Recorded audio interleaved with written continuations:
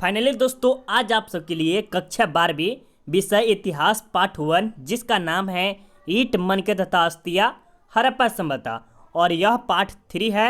अगर आपने पार्ट 1 और 2 नहीं देखे हैं तो जाके जरूर देखिएगा, जिसका लिंक आपको डिस्क्रिप्शन में होगा। अगर आप पार्ट 1 और पार्ट 2 नहीं देखते हैं तो आपको यह वीडियो समझ में नहीं आने वाला है। तो सबसे पहले आप पार्ट 1 और पार्ट 2 देखिए और अपने कॉपी में नोट करते हुए चलिए, ताकि आने वाले समय में आपको यह एक बार रिवीजन कर लीजिएगा तो आपको बिल्कुल ही 10 से 12 नंबर आराम से आपको मिल जाएगा। तो चलिए यहाँ से स्टार्ट करते हैं। और स्टार्ट करने से पहले आपको बता दें कि इसमें फुल एक्सप्लेनेशन प्लस फोटो, जो कि जो स्टूडेंट पार्ट 1 और पार्ट 2 देखा होगा उसे पार्ट 3 का बहुत ही इंतजार होगा। तो चलिए हम यहाँ से स्टार्ट करते हैं। और स्टार्ट करने से पहले अभी तक वीडियो को लाइक नहीं किए और चैनल को सब्सक्राइब नहीं किया तो सब्सक्राइब कर लीजिए और बेल आइकन को ऑल जरूर कर लीजिएगा, ताकि जितने वीडियो डालेंगे उसका नोटिफिकेशन आपके पास जरूर जाएगा। तो चलिए यहाँ से स्टार्ट करते। तो आज हम कर लेंगे फुल एक्सप्लेनेशन, जो कि ये आज कंप्लीट हो जाएगा पार्ट 3 में।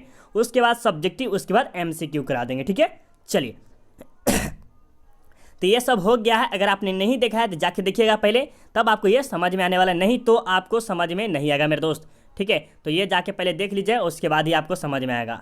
चलिए, ये सब आपको हम बता दिए थे, बहुत ही बेहतरीन तरीक़ा से आपको बताए हुए थे, तो आप जाके देखिएगा तब आपको समझ में आने वाला है। ठीक है, चलिए, और यहाँ तक हम कर लिए हुए थे, कहाँ तक, जो कि नगर योजना के वर्तमान संदर्भ में क्या उपयोगिता है, कि आज जो समय है उसमें जो हड़प्पा सभ्यता है उससे हमें कुछ सीखने के है, वो वर्तमान के बारे में कुछ बताया गया था। ठीक है, जो कि हम पहले बता दिए थे। चलिए, अब जो बात करेंगे हड़प्पा सभ्यता के राजनीतिक संगठन का स्वरूप, ये जो राजनीतिक संगठन का जो स्वरूप है वह किस प्रकार का था, इसके बारे में समझेंगे। ठीक है, तो चलिए यहाँ से स्टार्ट करते हैं। सबसे पहले आता है हड़प्पा सभ्यता के शासन व्यवस्था के बारे में कुछ विशेष जानकारी नहीं मिलती है। मतलब समझिएगा, यहाँ जो हड़प्पा सभ्यता है वहाँ पर जो शासन करने वाला, मतलब कोई होता है नहीं कि राजा महाराजा होता है, वहाँ पर शासन करने वाला कोई व्यवस्था नहीं, विशेष जानकारी मिलती है। उत्खनन के स्वरूप जो कुछ साक्ष्य मिले हैं उनसे हम इस सभ्यता की राजनीति का अनुमान लगाया जा सकता है। मतलब कुछ कुछ जो मिले हैं साक्ष्य, जैसे मूर्ति वूर्ति जो हो गया, उससे हम अनुमान लगा सकते हैं कि हाँ, कि यहाँ पर जो है अनुशासन किया जा सकता था, कुछ कुछ राजनीतिक अनुमान लगाया जा सकता है, बट कुछ और ज़्यादा नहीं था।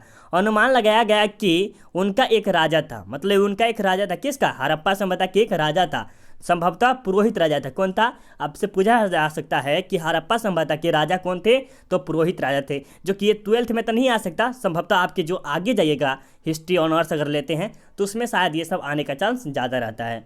जनता से कर के बदले में अनाज लिया जाता था। मतलब जो ये पुरोहित राजा जो थे वो क्या करते थे, जनता से अनाज के मतलब कि पैसा के बदले में क्या, अनाज लिया जाता। ठीक है, सिंधु घाटी के शांतिपूर्ण जीवन को देखते हुए हम कह सकते हैं कि उनका शासन व्यवस्था उच्च कोटि की थी। मतलब कि ऐसा कह सकते हैं कि वहाँ पर जो व्यवस्था थी हड़प्पा सभ्यता के, वो बहुत ही शांति में था। लेकिन वहाँ कह सकते हैं कि वहाँ की व्यवस्था क्या थी, उच्च थी, हाई थी, बहुत ही ज़्यादा। ठीक है, वहाँ की बेहतरीन व्यवस्था थी। कहाँ की, तो ये हमारे हड़प्पा सभ्यता की। ठीक है, तो ये आपको समझ में आ गया। चलिए, बहुत अच्छे मेरे दोस्त, अब आगे चलते हैं। तो इसमें कुछ कुछ आते हैं जो कि सामाजिक, देखिए सामाजिक जीवन हो गया, मतलब क्या, आप देखिए आप सभी जी रहे किस जीवन में, तो सामाजिक की तरह। उसी प्रकार हड़प्पा सभ्यता के जो लोग थे वो सामाजिक जीवन जीते, जो कि सोशल लाइफ होता है वो। ठीक है, और चलिए हम यहाँ से बताते हैं कि सोशल लाइफ क्या होता है।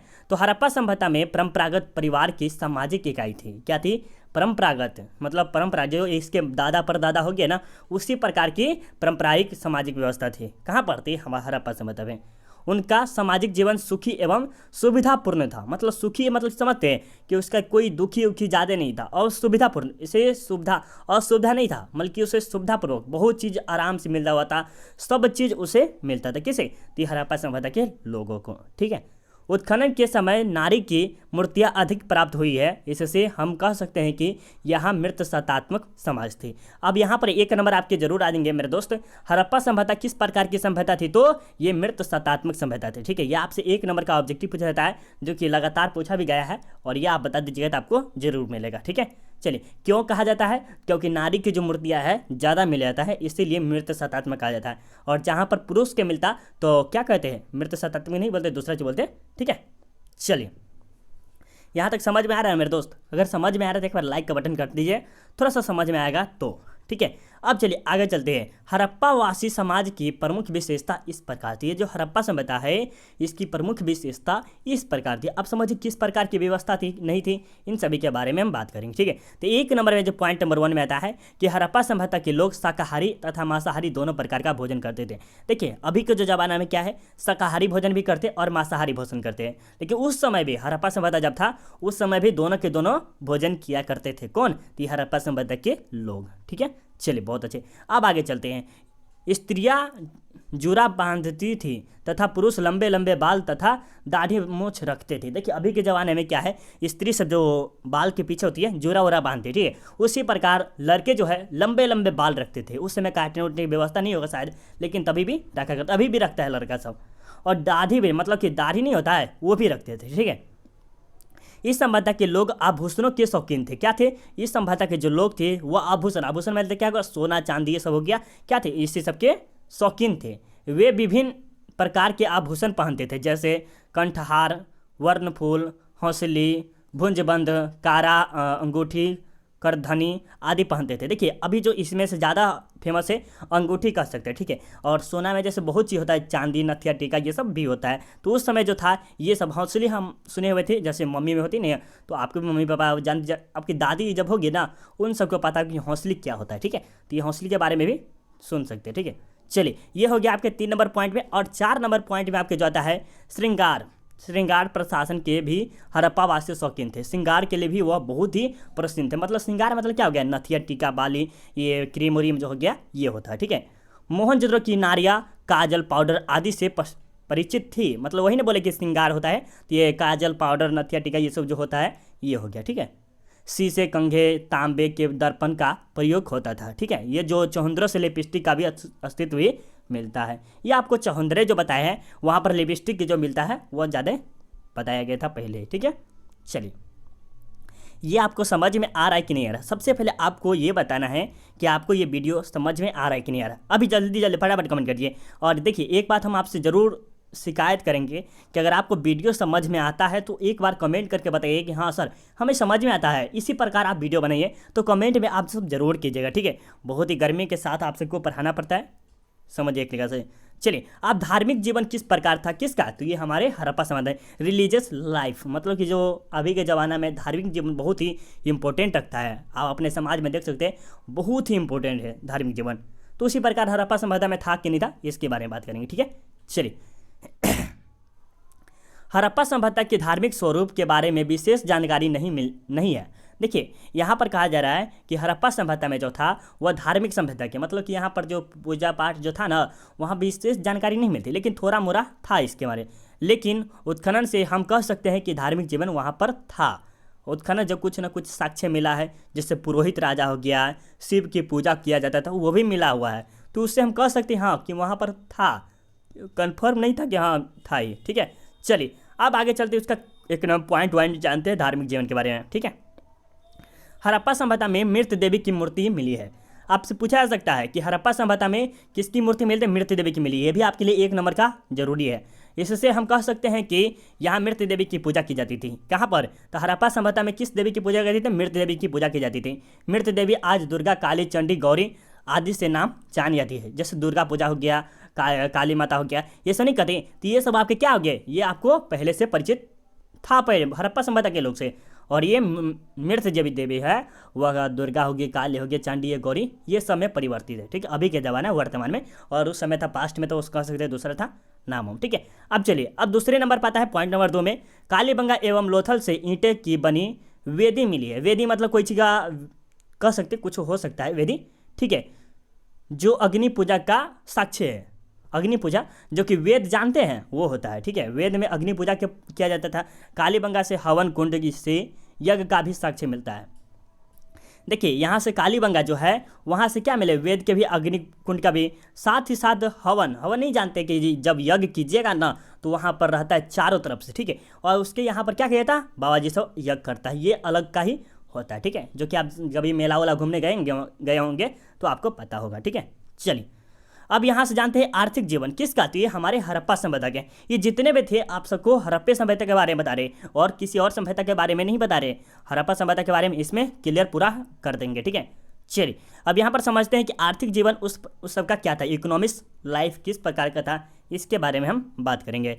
तो हड़प्पा सभ्यता से अनेक प्रकार के आर्थिक जीवन यापन मिले हैं। देखिए हड़प्पा सभ्यता में भी जो है ना क्या कहते हैं या आर्थिक जीवन है उसके बारे में भी अनेक प्रकार के चीज़ मिले हैं, जो कि कृषि हो गया और भी कुछ होगा। देखिए कृषि हो गया, पशुपालन हो गया, व्यापार तथा वाणिज्य हो गया और भी कुछ होगा। देखिए ये सब क्या है, तो ये हमारे हड़प्पा सभ्यता से ही प्राप्त हुआ है। ठीक है, चलिए तो हम सबसे पहले बात करेंगे कृषि क्या होता है, एग्रीकल्चर क्या होता है, कृषि मतलब एग्रीकल्चर, इसके बारे में हम बात करेंगे।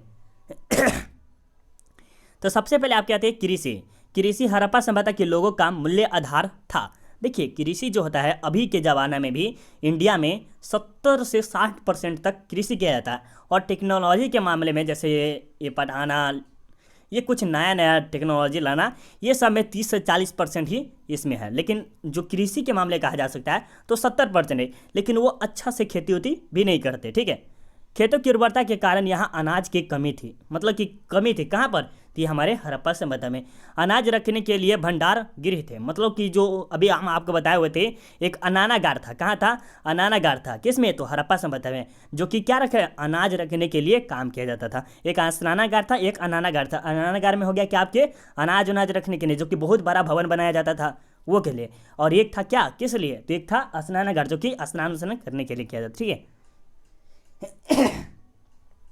यहाँ कपास की खेती ज़्यादा होती थी। कपास से क्या होता है कि कपड़े उपड़े ज़्यादा तैयार होता है। ठीक है, चलिए जिससे यहाँ के लोग कपड़ा बना सके और इससे व्यापार भी कर सकते थे। मतलब कि यहाँ के जो लोग थे ना क्या करते थे, कपास की खेती करते थे और कपड़ा भी बनाते थे और वहाँ से क्या करते, ये व्यापार में सेल करते थे। ठीक है, तो ये आपके कृषि में हो गया। ठीक है, अब चलिए पशुपालन में समझ सकते हैं। पशुपालन की भेड़ बकरी उकरी जो हो गया, ये सब हो गया पशुपालन में, जैसे एनिमल हस्बेंड्री कर सकते हैं। ठीक है, कृषि के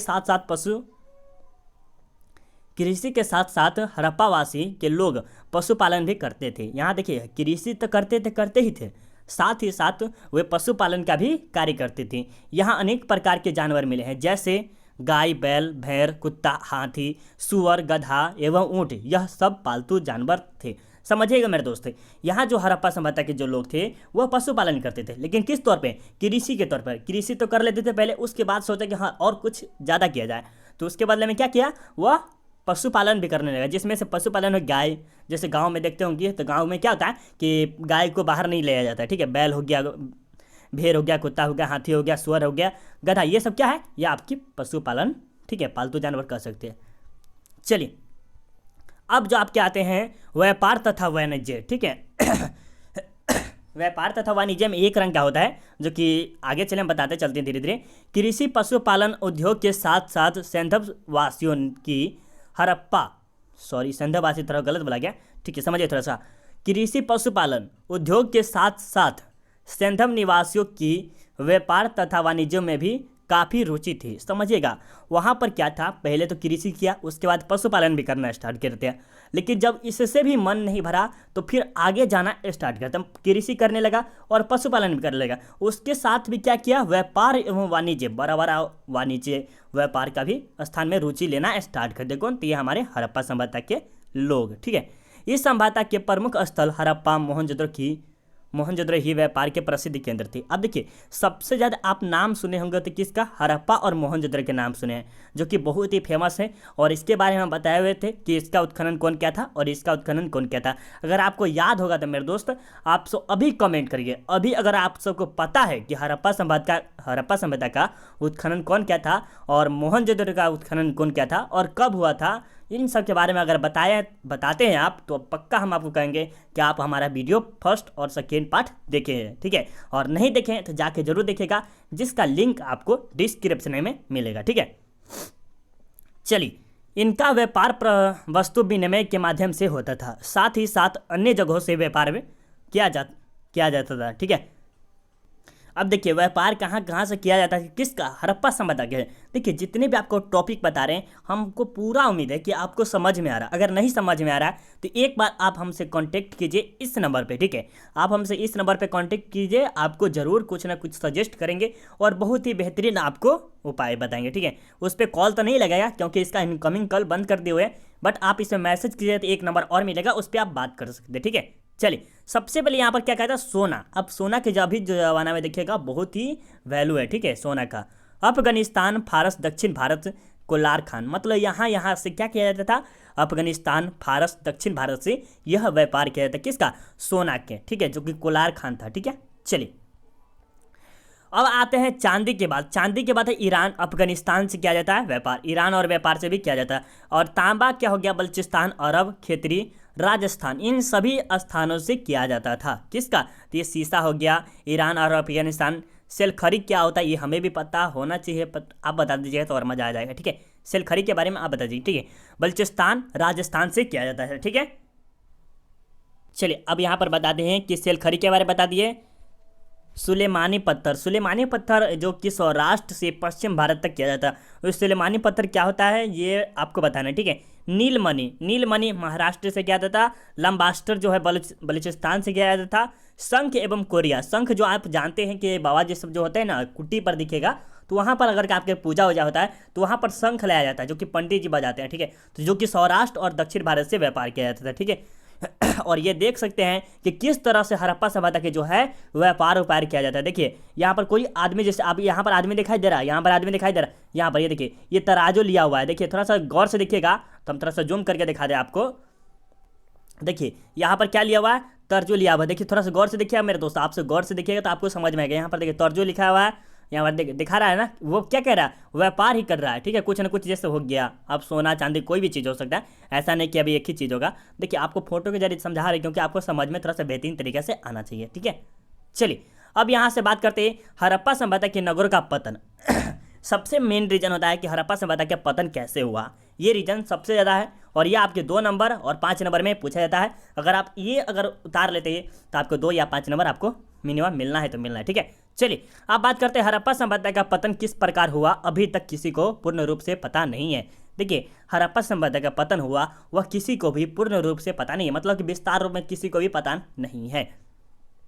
लेकिन कुछ विद्वानों का कहना है कि हड़प्पा सभ्यता में बाढ़ आई और हड़प्पा सभ्यता का पतन हो गया। देखिए कुछ विद्वानों या कोई आदमी सबके वैज्ञानिक सब कह सकते हैं उन सबका कहना था कि क्या कि हड़प्पा सभ्यता जो था ना वो गहरा भी था, एक ऊंचा भी था, और वहाँ पर बाढ़ आया, वहाँ पर था भी सिंधु सभ्यता नदी भी था, जिसके कारण वहाँ पर बाढ़ और आया होगा तो यहाँ पर पूरा पतन हो गया। लेकिन यह सिद्ध नहीं था होता है, लेकिन यह सिद्ध नहीं है, ठीक है, कि बाढ़ आने से इतना बड़ा नगर समाप्त हो जाए। अब समझिए कि बाढ़ आने से ही इतना बड़ा जो प्रसिद्ध एकदम विश्व प्रसिद्ध है वह नगर समाप्त होना असंभव है, लेकिन ये पूरा नहीं कर सकते। फिर दूसरे वैज्ञानिक का कहना है कि हड़प्पा और मोहनजोदड़ो में आर्य लोग आए और उसका पूरा धन लूटकर साथ ही उसे मारकर दिया। अब समझिए आर्य लोग क्या होते हैं, ये एक जैसे नहीं होता हथियार चलाने वाला होता है, ये थे, ठीक है। तो ये क्या किया, हड़प्पा सभ्यता बहुत ही प्रसिद्ध था उस समय, तो यहाँ पर क्या हुआ, आर्य सब का नज़र पड़ा होगा हड़प्पा और मोहनजोदड़ो पर, तो ये सब क्या हुआ, ये इकट्ठे आया होगा और हड़प्पा सभ्यता के जितने भी लोग हैं उन सब को मार उड़ कर और क्या होगा, यहाँ के जितने भी संपत्ति है उसे लेकर चला गया होगा। ये समझिए कि लूट कर ले गया, ये कह सकते हैं हड़प्पा सभ्यता के पतन के कारण, ठीक है। चलिए और विज्ञान एवं प्रौद्योगिकी, ठीक है, ये आपके लिए थोड़ा मोड़ा इंपॉर्टेंट है तो समझिएगा मेरे दोस्त। हड़प्पा सभ्यता को नगरीय सभ्यता कहा जाता है, ये आपके 1 मार्क्स के लिए बहुत इंपॉर्टेंट है कि हड़प्पा सभ्यता को नगरीय सभ्यता कहा जाता है। यहाँ से लोग प्रौद्योगिकी में बहुत ही विकसित थे, इसके लिए कुछ उदाहरण है, मतलब यहाँ के जो लोग थे बहुत ही विकसित थे। जैसे लिपि में हो गया, सिंधु सभ्यता के निवासियों ने एक भाव चित्रात्मक लिपि का आविष्कार किया था, लेकिन इस लिपि को पढ़ने में विद्वान असमर्थ रहे। इस लिपि दाएं से बाएं की ओर लिखा जाता था। इसमें समझिए कि कितना ऑब्जेक्टिव आ सकता है, ये पूछा जा सकता है हड़प्पा सभ्यता की लिपि किस प्रकार की थी, तो भाव चित्रात्मक थी। 1 नंबर ऑब्जेक्टिव मेरे दोस्त याद रखिएगा। और इस लिपि को कौन कौन नहीं पढ़े, तब विज्ञान अभी तक पढ़ने में असमर्थ रहे। इसकी लिपि कैसे लिखी जाती, तो दाएं से बाएं, समझिए दाएं किस साइड होता है, दाएं इस साइड हो गया, और यहाँ से जैसे उर्दू देखते हैं उस प्रकार से लिखा जाता था, ठीक है। जैसे एग्जाम्पल में हम अपना काम करते हैं, जैसे हमें नाम लिखना है तो म इतना लिखा जाता है, ठीक है, ऐसे, ठीक है, समझ रहे हैं। इस साइड से स्टार्ट किए और यहाँ पर जाके लास्ट हुआ, लेकिन हम सब लिखते कैसे, नाम ऐसे लिखते हैं, तो ये दाएं से बाएं बोला जा रहा है, ठीक है। चलिए ये देखिए ये आपकी क्या है, ये सभ्यता का क्या है, ये लिपि है जो कि पढ़ने में असमर्थ रहते, कौन, तो वैज्ञानिक लोग सब, ठीक है। तो ये आपको समझ में आना चाहिए। वाहन मतलब क्या होता है, गाड़ी उड़ी जो हो गया इसके। मोहनजोदड़ो से बैलगाड़ी का खिलौना मिला है, इससे हम यह कह सकते हैं कि यहाँ के लोग वाहन का भी निर्माण करते थे। जो कि आप पहले बताए हुए थे कि एक दो बैल आगे रखा था, एक यहाँ पर एक अथी रहता था, और वहाँ पर जो रहता था बैठने वाला रहता और दो बैल रहता था, और यहाँ पर जाया करता था, जो कि हम कहाँ पर पहले ही बता दिए थे, पार्ट 1 या पार्ट 2 में हम आपको बताए हुए थे। ठीक है, तो आपने देखा होगा तो आपको जरूर पता होगा, नहीं देखे होंगे तो आपकी गलती है, लेकिन हम आपको वीडियो लिंक डिस्क्रिप्शन में दिए, आप जाके जरूर देखिएगा। ठीक है, चलिए। हड़प्पा वासियों द्वारा वृहद सिंचाई के साधन थे, मतलब कि वृहद सिंचाई मतलब कि यहाँ पर जो नाला वाला बना दिया जाता था, बहुत बड़ा कुआं समझ सकते हैं, वो बना दिया जाता था जिससे सिंचाई करने में कोई दिक्कत ना हो। ठीक है, तो ये हड़प्पा सभ्यता जलाशय, कुआं एवं नेहरू द्वारा सिंचाई करते थे, मतलब कि ये सब व्यवस्था था। ठीक है, हड़प्पा सभ्यता को कांस्य युग सभ्यता भी कहा जाता है। अब आपसे पूछा जा सकता है कि हड़प्पा सभ्यता को क्या कहा जाता था, तो कांस्य युग सभ्यता कहा जाता है। ये भी आपको 1 नंबर ऑब्जेक्टिव के लिए इंपॉर्टेंट है। ठीक है, तो देखिए यहाँ तक आपके चैप्टर जो है 1 चैप्टर कंप्लीट है।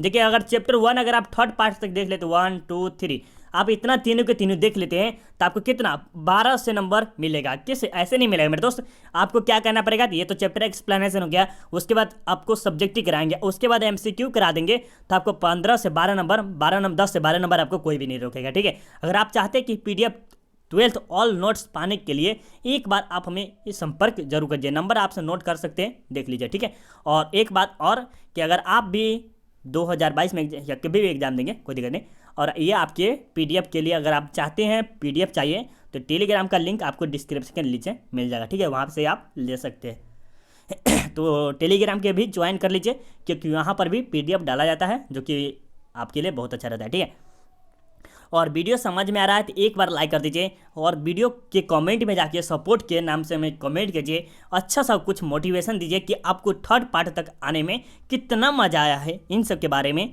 डिटेल में आप हमें जरूर बताइए, कुछ ना कुछ आप हमें कमेंट करके मोटिवेशन जरूर करेंगे। और अभी तक चैनल सब्सक्राइब नहीं किए सब्सक्राइब कर लीजिए, और अपने दोस्तों के एक लगातार शेयर कर दीजिए, ताकि और ज़्यादा हमें वीडियो बनाने में मजा आए। ठीक है, मिलते हैं अगले चैप्टर में। चैप्टर 2 भी बहुत इंपॉर्टेंट है, जिससे 10 से 8 नंबर का प्रश्न पूछा जाता है। MVVI चैप्टर है, चैप्टर 1 और 2।